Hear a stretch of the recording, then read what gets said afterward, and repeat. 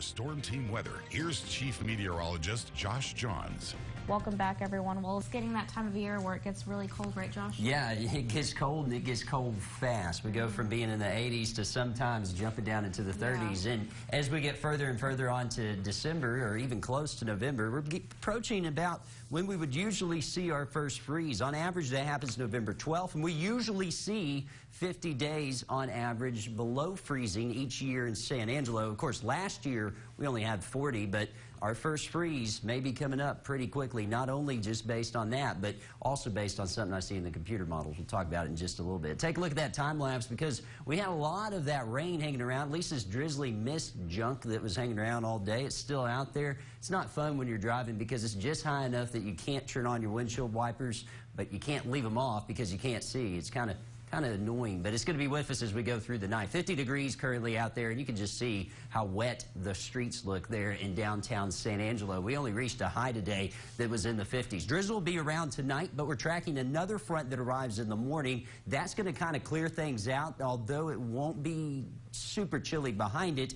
It will at least allow those temperatures to get into the 30s tomorrow night, and there's an even stronger front I'm tracking that may bring us our first freeze. Frost will be possible in the Saturday morning from this front that's out there currently. You can see a few of those showers and thunderstorms in our eastern counties over towards Concho County, Brady, Menard. You're picking it on some of those showers moving towards OH-Ivy right now. These are generally light, but at times you'll get bursts of some of this heavier type of rain moving there across southern Menard County right now, also over there towards Sonora. But most of us will just be dealing with this drizzle through the night and be dealing with the cool temperatures. Look to our north, 42 degrees in Lubbock and 36 in Amarillo. We're at 50 degrees. Down where the front is over towards Corpus Christi, they're still in the 70s. Meanwhile, popping up into the upper 40s in parts of the northern Concho Valley, even down to 42 currently in Bront. It's 52 in Ozona, 55 in Roosevelt, and 50 right now in San Angelo. Those winds are out of the north, blowing about 10 to 15 miles per hour. As that front arrives in the overnight hours, we're going to keep those winds going, not only through the morning, but also into tomorrow, blowing about 5 to 15 miles per hour.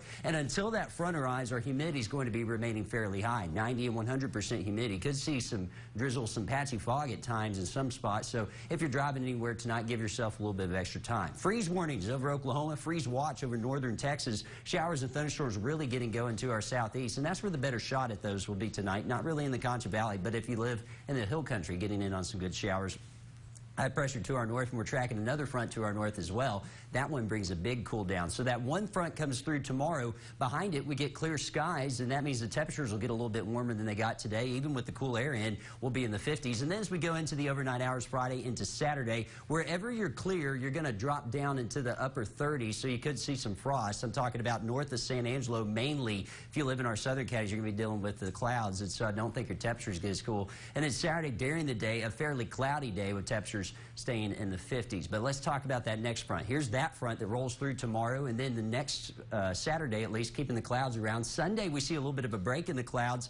I think we're dry Saturday, but I can't rule out an isolated shower or two, especially off to the southeast. And then as we go through the day, getting into Monday, Sunday night into Monday, that big front comes in, and behind it, the rain hanging around, also the potential for snow up towards the panhandle. Some of that tries to sneak into our northern counties right now. I don't think it will happen. I've been watching the models, and I just think the dry air will come in and kind of erode it a little bit quicker, but will be something we're watching very closely. Behind it, though, temperatures Monday are going to drop into the 30s during the day, and by the time we get into Tuesday morning with clear skies, we're going to see our first freeze in the morning, especially there in San Angelo. Some of you in the northern counties may drop down into the upper 20s. It's going to be a pretty chilly start to the day on Tuesday. Tonight, down to 41, patchy drizzle, and then turning chilly and breezy behind that front. Friday, got a 20% chance of showers in the morning, otherwise turning partly cloudy. We'll see a high near 52, and those game time temperatures, they're going to be in the 40s, feeling like the 30s. So you're going to want that jacket, maybe a coat, if you're heading out to any of those Friday night football games. Take a look at that extended forecast because we warm up to the 60s for your Veterans Day. Sunday,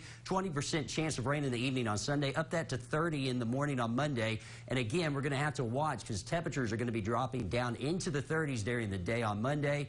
And if they drop quick enough, some of that rain could turn over to a light wintry mix north of San Angelo. I don't think it happens here, but again, if you're watching up towards Coke, maybe Reynolds County, we'll be keeping an eye on it for you. And then Tuesday morning, I've got a low of 29. After that, temperatures getting back into the 60s. We'll be right back.